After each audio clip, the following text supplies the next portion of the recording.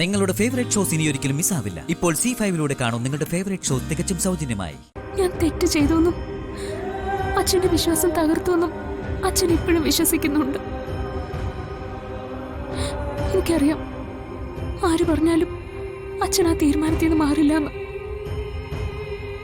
എല്ലാ കുറ്റങ്ങളും സ്വയം ഏറ്റുകൊണ്ടും മനസ്സ് വേദനിപ്പിച്ചതിന് മാപ്പ് പറഞ്ഞുകൊണ്ടും എനിക്കൊരു അപേക്ഷയുണ്ട് അച്ഛനോട്. ഞാൻ ചെയ്ത തെറ്റിന് സന്ദീപിനെ ആതിരയും ഇനി അച്ഛൻ വിഷമിപ്പിക്കരുത്. അച്ഛൻ തരുന്ന ഏത് ശിക്ഷയും സ്വീകരിക്കാൻ ഞാൻ തയ്യാറാ.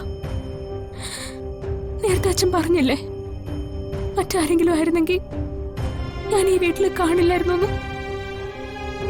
എനിക്ക് അച്ഛൻ അങ്ങനെ ഒരു തീരുമാനം എടുക്കാം. ഒരു പരാതിയും പറയാതെ ഞാനിവിടെ നിന്ന് ഇറങ്ങാം. പക്ഷെ എന്നോടുള്ള ദേഷ്യം അച്ഛൻ സന്ദീപിനോടും അതിനോടും തീർക്കരുത്. ഒരുമിച്ച് ജീവിക്കണമെന്ന് ഒരുപാട് ആഗ്രഹിച്ചവരവര് തമ്മിൽ പിരിക്കരുത്. എന്നോട് അച്ഛനൊന്ന് ക്ഷമിക്കാൻ പറ്റില്ലെങ്കിൽ ഞാൻ ഇനി നിർബന്ധിക്കില്ല. പക്ഷെ എന്റെ ഈ ആവശ്യം അച്ഛൻ അംഗീകരിക്കണം. ഞാനിവിടെ വന്ന നാൾ മുതൽ അച്ഛൻ എന്നെ കാണുന്നതാ. ഒരിക്കൽ പോലും അറിഞ്ഞുകൊണ്ട് ഞാൻ ആരെയും വേദനിപ്പിക്കാറില്ലെന്ന് അച്ഛൻ അറിയില്ലേ? എന്നെ അത്രമാത്രം സ്നേഹിക്കുകയും വിശ്വസിക്കുകയും വാത്സല്യം തരുകയും ചെയ്ത ആളാ അച്ഛൻ. അതുകൊണ്ടാവും എന്നോടിപ്പോ ഇത്രയും ദേഷ്യവും.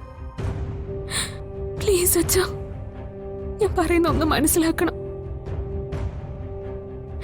സന്ദീപിനെ തിരിച്ചു വിളിക്കണം. എന്നോടുള്ള ദേഷ്യം അതേപടി മനസ്സിൽ വെച്ചാലും സാരമില്ല. എല്ലാം മറന്ന് സന്ദീപിനെ ഒന്ന് തിരിച്ചു വിളിക്കണം. സച്ചി, എനിക്ക് ഗുളിക കഴിക്കാൻ സമയമായി. നീ ചെന്ന അവന്തികയോടോ അനക്കയോടോ ഇവിടെ വരെ ഒന്ന് വരാൻ പറയും. സച്ചിട്ടാ, വേണ്ട. അച്ഛനും ഞാൻ എടുത്തു കൊടുത്തോളാം. അത് വേണ്ട.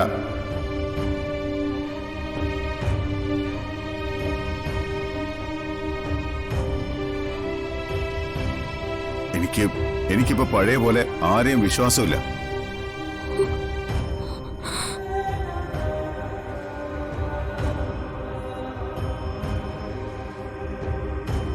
അതിന് കാരണം എന്റെ അനുഭവങ്ങൾ തന്നെയാ.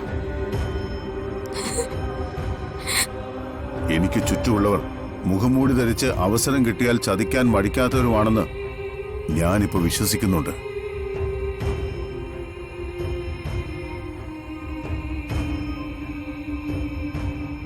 അതുകൊണ്ട് ഇനി മുതൽ എന്റെ കാര്യങ്ങളിൽ ആവശ്യമില്ലാതെ ആരും തലയിടണ്ട. എനിക്കത് ഇഷ്ടവുമല്ല.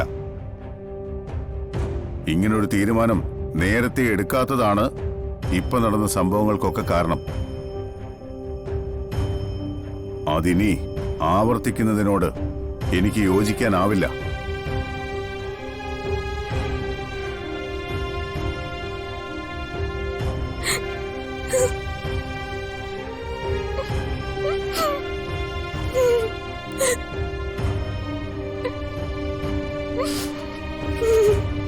ഡൗൺലോഡ് ചെയ്യൂ C5 ആപ്പ്. കാണൂ എല്ലാ എപ്പിസോഡുകളും സൗജന്യമായി.